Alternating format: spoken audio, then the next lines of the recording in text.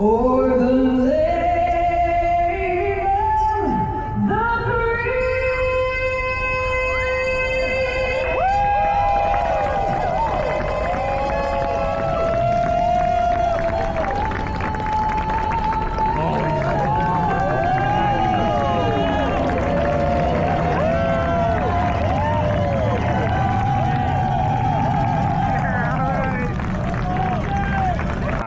I've had about, I guess, 4 hours or so to digest my run. I ran 2 hours and 30 minutes and 17 seconds. So, pretty solid run, all things considered.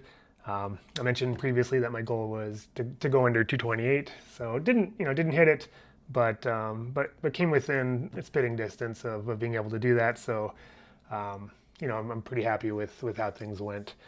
Maybe I'll just give a kind of walkthrough of kind of what I thought went well today and what didn't go well.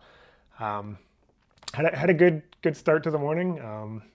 Actually got a good night's sleep. So Chicago, I only got a couple hours sleep, and I purposely stayed up a little bit late last night just to try and be able to sleep through the night, and whatever worked. I was able to sleep mostly through the night. And so I felt pretty good and fresh this morning when I got up. I'm staying about 5 or 6 miles away from the start area, and had pretty seamless Uber trip over to the start.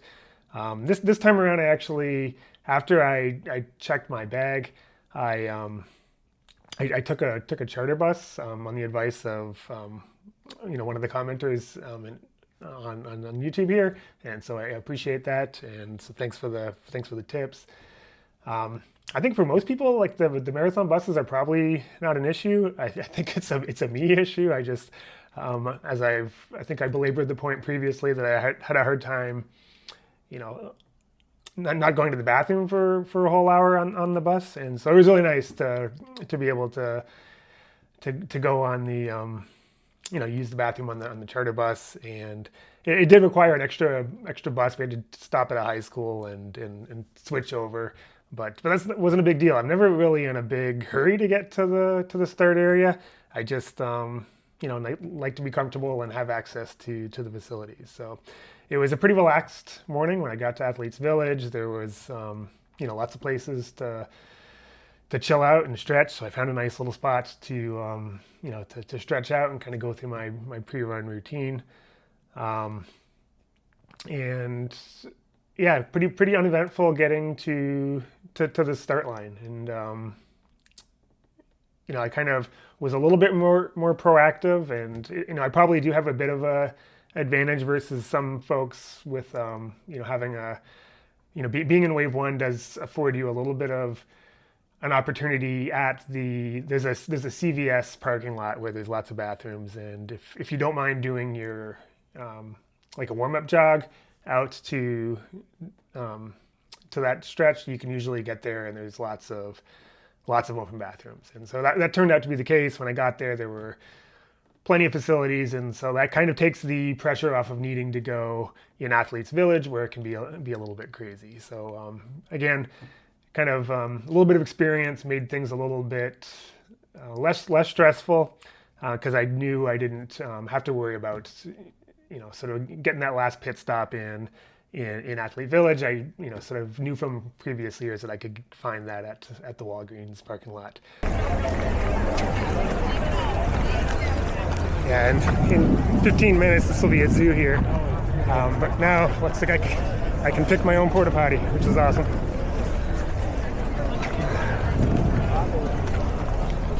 And then just made it over to the start area. Maybe cut it a little bit too close. I think I got there maybe like 3 or 4 minutes before, not before the start, but 3 or 4 minutes before when they start moving the the chain forward to bring you up to the actual start line after the elite ladies go. But I did get a chance to see them take off, and it's Boston does a great job. They had the fighter jets flying overhead at the start, and the national anthem. All that gives you goosebumps. and if anything, sort of makes you want to start so fast because you're so pumped and motivated. Um, which maybe is a good segue to my process goals. And so, um, on the video I posted yesterday, I talked about some of my process goals. And so the first things that went well, maybe I'll just kind of run through the different process goals and how well I did in achieving those. Yeah, so the first goal I'd set was to stay warm. I think with the charter bus too, it was a little bit slower getting there. So if your goals were to get to the start really early, then maybe this wouldn't have been for you. Like I mentioned, it wasn't really for me. So actually, we didn't get to the start line until maybe less than an hour and a half before the race started. Which really I actually saw that as a win because it meant it was going to be less time out in the elements, and it was a pretty nice day. I think it was 45 degrees Fahrenheit at in this around 8:30. So I had plenty clothes and was able to stay plenty warm, and yeah, so definitely no issues from that point of view. I definitely still saw lots of people. Jogging around, shivering with their shorts and singlets in Athletes Village. Maybe less this year than in the past, so that's a good sign. The other process goal I set was to follow my energy plan, and so I set a really simple energy plan. I've tried to make things more complicated and make it more time based in years past, but I think I'm just not smart enough to do that late in the race. And so I just kind of made it simple, stupid for this year. I just decided to make it every 5K and actually liked that. It worked out really well for me. I just, took down a gel every 5K, and I was able to do that for all the way through the race. No issues there. Actually, even scored a few extra Mortons at the last Morton's stop. I picked up a few extra and just pocketed them, and then realized after that, I guess I didn't really need those, but I was just grabbing them out of habit. So anyways, it's nice to have those, either for my next race or for training. So a thumbs up on following my energy plan. I mentioned the fighter jets and the national anthem and the pump up at the start. One of my constant worries, and one of the things I have not done very well in years past, is going out fast in that first mile. And so I set a goal to run slower than 5:30. At 2:28, my average mile pace should be averaging like 5:30, 5:36. And so that's a big net downhill mile, and it's everybody's pumped, and I think I ran like 5:17 or so last year, maybe even faster. But this year was a win. I ran 5:34, which was great. I was happy to, and I felt really comfortable at 5:34. Everything felt pretty good. And for pacing, my other goal was to go through the half between 1:13 and 1:15. And I had a nice group to run with. It wasn't always the same folks, but I was very rarely felt like I was alone and needing to lead. I think maybe part of that is just me getting a little bit slower as well. Things do sort of thicken up a little bit the further you go back. When I was running 223 or so a few years ago, there's just kind of less people around at that pace. In the 228 to 230 area, it's not crowded, but there's definitely more people in that area, which was actually nice because there's we ran into a bit of a headwind the whole way. Nothing crazy, but it definitely wasn't something where you wanted to be running alone or leading the whole thing. So it was nice to have a good group of people to run with. And there's just some nice camaraderie, especially, in the early goings of the race, and even like right through till like 15 or 16, just, some brief chats with folks, seeing how people are doing, and talking about race plans. It's nice to have that. And so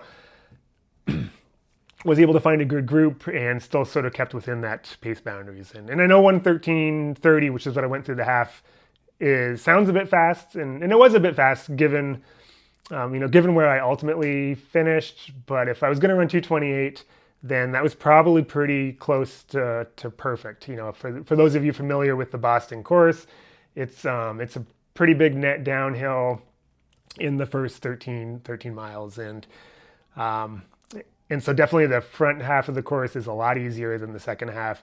And so,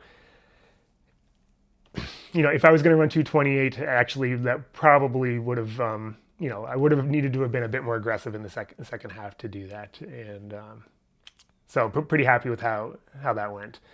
I think the third process goal I had was to give out at least 5 high fives, and I don't know, I really got into giving those out today, and I was handing them out all morning long, and all through the start those first few cities, handing out a bunch through there, lots of kids, and then through Wellesley. I think I pretty much gave everybody at Wellesley College a high five.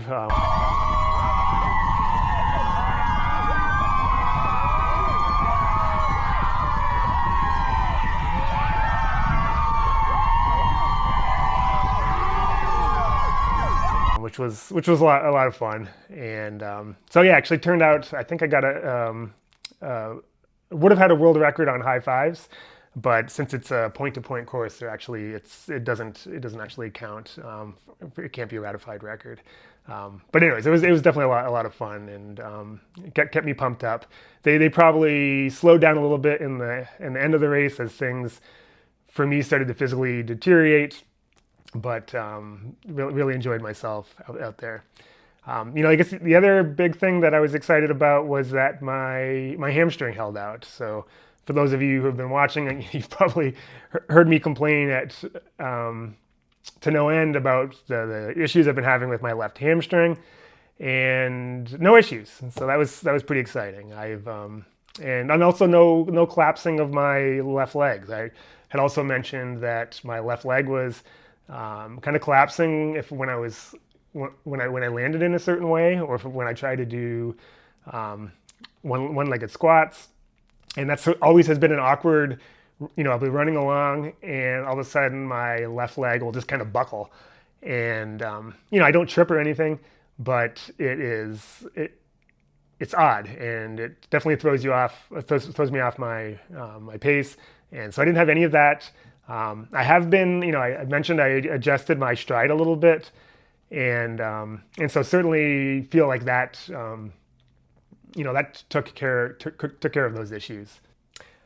So the next thing that I think went well is maybe a little bit counterintuitive, and that was that my right calf cramped up, and that was, to me, I think, was the bottleneck of why I didn't run any faster.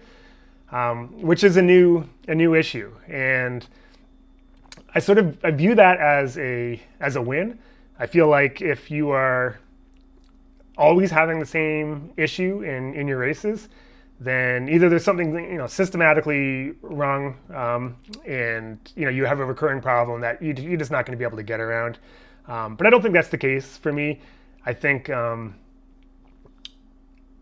fact that I had a new issue come up means that I think I did a reasonably good job of addressing some of the previous issues that I've had, namely the hamstring issue, the collapsing leg issue, and I think in the years past I've had problems with my left hip. That was none of those were the bottleneck for me running well today, or running faster rather. It was a new issue, which was a cramp in my right leg. And so I feel like that's a good sign that I, not to say that I totally addressed those other issues and that they went away, but I don't think those were the problems that were preventing me from running faster. And I tend to think of, from a season to season perspective, marathon preparation is kind of like a whack-a-mole, right? An issue comes up and you sort of figure out what you need to do to address that issue and to fix it and to make that problem so that it's not the the bottleneck for you running fast. And if that goes well, then certainly something new is going to come up. And I know that sounds a little bit counterintuitive to some folks, but I don't think it will to people who have run a lot of marathons. But something will always come up. Because in theory, if nothing's coming up, then why aren't you just sprinting 26.2 miles, right? So clearly people don't do that because there's some sort of issue that pops up, and it might be your VO2 max or your lactate threshold, or some cramping type issues. Something is going to give, and something is going to prevent you from running faster. And so if each time you run a marathon is something new, in many ways, I sort of view that as a success. It means that you did a good job of addressing the issues that have historically plagued you. So yeah, what gave for me was my right calf was cramping up, and so I'll take that as a win. So, but I'm going to flip that one around. And so when discussing the things that didn't go well today, it was that my right cramp calved up, and so that's the challenge for the next time around, is how do I fix that? And I'm not surprised. I changed the way I was running. I've kind of tilted my hips in a different way. I think there's actually, I know, because I've had an MRI, and I've had my had issues checked with the nerves going to my left leg, and it is somewhat pinched, and so changing the way that I run can help address that issue. But what it has done is that it just puts a lot more strain on my calves. So it sort of forces me to be more of a toe striker, which is just a lot harder on my calves. In years past, I've definitely sort of alternated a little bit. I think around 5:30 pace or so, maybe to 5:40 pace. I previously was a toe striker, and then as I sort of get into the 6-minute pace around that area, I probably sort of shift a little bit more to being a heel striker.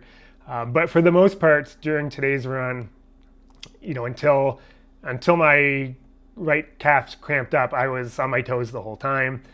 And then that's a new experience for me. I did the 13 miler at marathon pace, and I was on my toes for that. But even then, my calves were screaming at the end of the 13 miler. I felt good otherwise. But same thing kind of happened today. I got to the top of Heartbreak Hill, and everything felt pretty good. It's not like it wasn't easy. But I felt like I could keep on going, and probably could have been in the right ballpark of maybe getting under my goal pace of 2:28. But coming over the hump in the Boston College area, things just sort of all of a sudden that right calf cramped up, and it sort of just tilted in as well at the same time. And it was not like a decision, should I slow down? It was like, I'm slowing down right now because I can't even run properly. So, fortunately it went away as I slowed down. And it was sort of this constant, me adjusting my pace back and forth. As I slowed down, the cramp went away. And so I would feel better and pick it back up, and the cramp would come back again. And typically on the downhills, I think there's just more pounding on the downhills. So and so basically I just sort of gauged the effort, increased it and decreased it the last 6 miles to make sure that I could basically keep running. I thought there was a decent chance that it was just gonna just lock up, and I was going to have to just hobble my way home. But I didn't. It actually held out pretty well. And, as long as I kept the pace,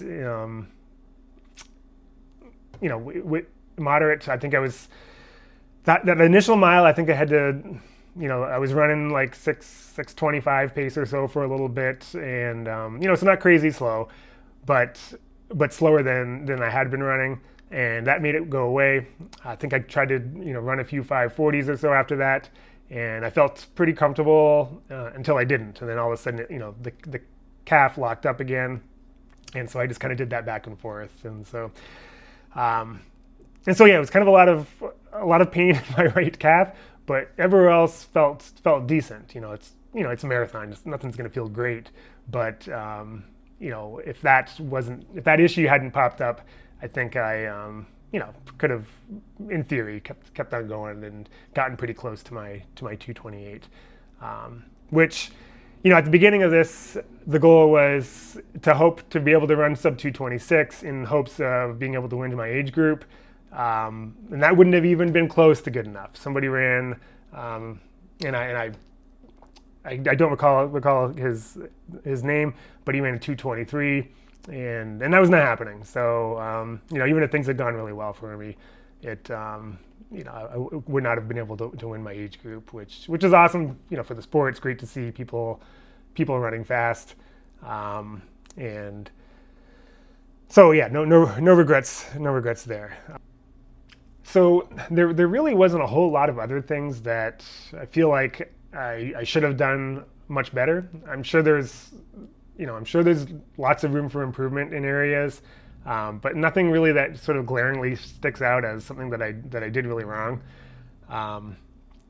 So from that perspective, I'm glad that the things that went well feels like it really outnumbered the things that didn't go well, and it was just really nice day. The weather was wonderful.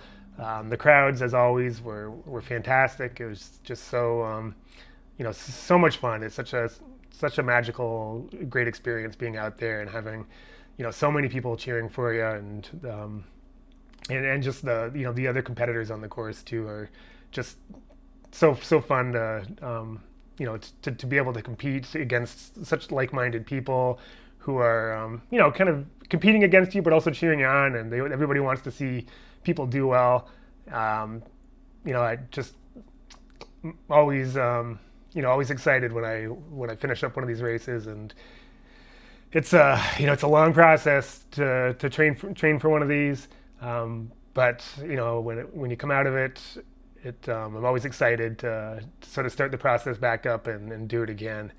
I think I get a little bit jealous of my kids who are doing track right now, and this past weekend, my son, for instance, had a good track meet, ran a really good 800 in his 4x8, and then had just a mediocre mile. And the mentality for him is that, well, I can run it again on Wednesday, and that is such an enviable position to be in, to be able to just try it again so quickly. Whereas for most people who do marathons, you're looking at it being 6 months, and certainly there's some exceptions. Some people do them a lot more frequently, but I'll be wrecked. I mean, I'm wrecked right now. I have a hard time walking around. My feet are just totally beat up. My quads are beat up, and just from past experience, I know it'll be a month before I can feel like I can run normally again. And I won't be sore in a week, but I still feel like my legs are just sort of zapped of their energy. And so that's sort of the hard part of the marathon, or one of the hard parts, is that it's just difficult to do them with great frequency, and it's so you do need to sort of capitalize on each one, and really really make it count, because you're just not going to get a chance to, I won't get to run one again on Wednesday. So anyways, I'm glad that this one went pretty well, and I can sort of look on it and feel like it was a good experience. I didn't hit the ball out of the park, but you're not always going to do that. It was it definitely had a good time out there, and I'm proud of what I was able to do. thanks for listening along. And if you ran the race today, I hope it went well for you as well.